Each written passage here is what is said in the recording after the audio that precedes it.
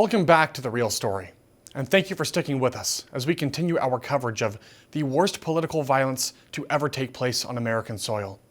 Thousands of lives tragically lost, millions of lives forever changed, and a nation brought to its knees after a group of radical Islamist extremists carried out an act of evil against the United States of America. It's a moment that will never, ever be forgotten, and that brings us to today's next guests, both of whom are veterans, to join the conversation. So joining us now is Tyler Gray, a former Delta Force operator and co-author of the book Forged in Chaos, A Warrior's Origin Story, and Colonel George Washington Markert, a veteran of the United States Marine Corps and a candidate for U.S. Senate in Colorado. Gentlemen, thank you for being here. Thanks for having me. So, thank you, Riley. It's really an honor to have you both on this day that we reflect on one of the darkest moments in American history, certainly. And Colonel, I'd like to start with you for this first question. Clearly, the terrorists who attacked America on September 11th were trying to send a message to the American people. What do you think that message was? Well, it was actually quite clear. Number one, they wanted to completely overturn our entire way of life. They can't have what we have wherever they came from, so they decided to commit an act so heinous that it would shock the entire world, and they wanted to bring to light our vulnerabilities. But mostly it was, and this is actually written in communications in Al Qaeda from Osama bin Laden to many of his immediate reports, was to draw us into protracted economic warfare, destroy us militarily, economically, politically, and socially because of their complete disdain for America's values. That's really interesting. Then to follow up with you, and this is something that's been on my mind as well.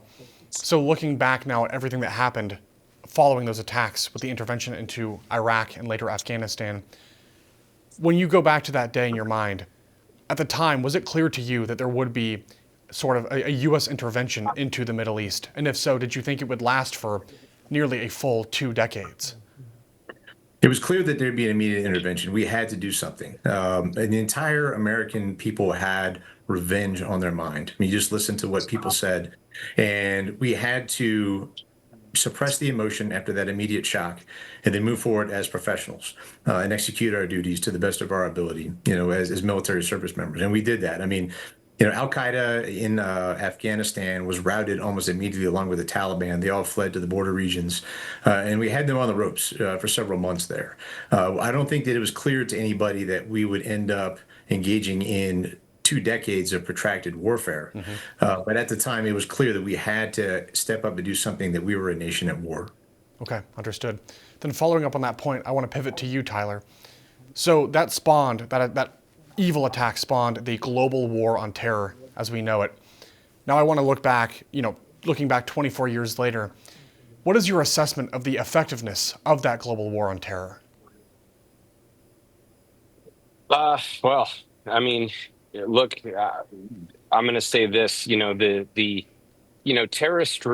terrorists see us as terrorists. One of my favorite sayings I learned, probably the only thing I learned in high school, was the saying, one man's terrorist is another man's freedom fighter.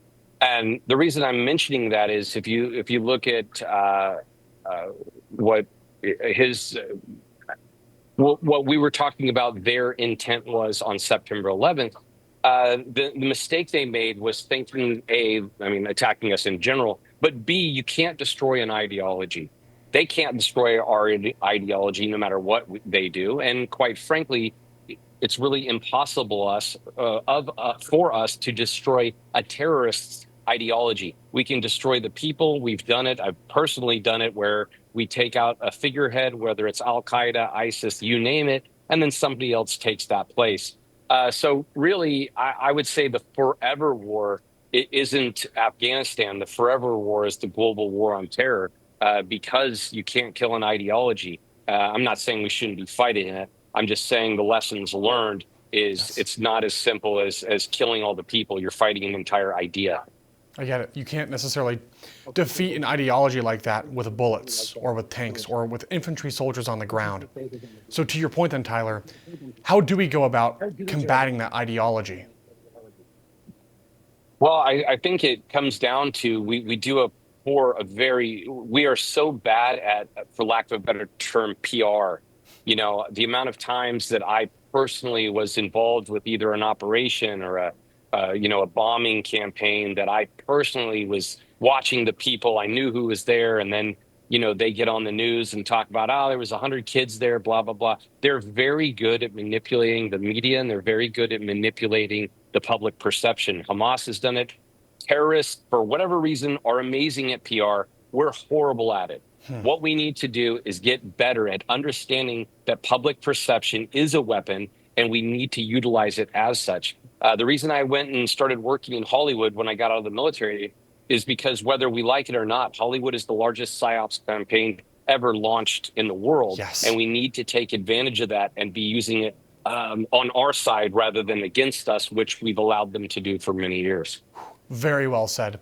Something I think we saw effectively used in World War II, but not so much in the modern era. And of course, for a righteous cause then as well. Now, turning back to you then, Colonel, I want to raise another point here, because this is something a lot of us talk about, wondering how an attack like this could have ever happened on U.S. soil. And I'm not saying it was necessarily a security failure, but I do want to ask you about this question about whether or not we've learned from that situation and bolstered our national security and really our defense mechanisms. So looking back, after the attack, what is your assessment of America's national security protocols today? And do you think we are more prepared than we were back then?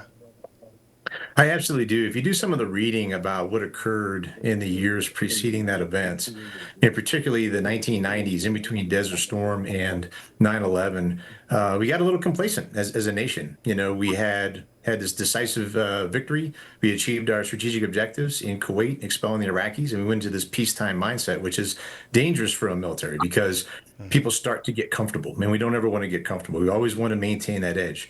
And so if you look at the reading that I did, Steve Cole, Ghost Wars is a good book.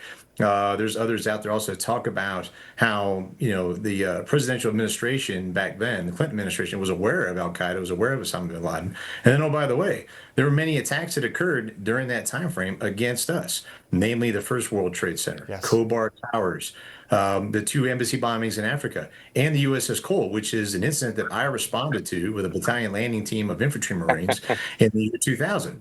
And I'm thinking, why didn't we start the global war on terrorism much earlier than 9/11? Because clearly there was signaling that they were attacking our interests and attacking our way of life. And so post-incident, we create a lot of agencies to try to coalesce the intelligence agencies, intelligence products, and those types of things. And now we know that because of these vulnerabilities and because of this incident, that we have to have a airtight intelligence network that is global. We have to have counterterrorism capabilities on the ground in these countries as well as over the horizon. And we need to be able to deter, and just like Tyler was talking about, primarily in the information space, delegitimize and make sure that these people do not have a voice, and that our counter narrative is much stronger.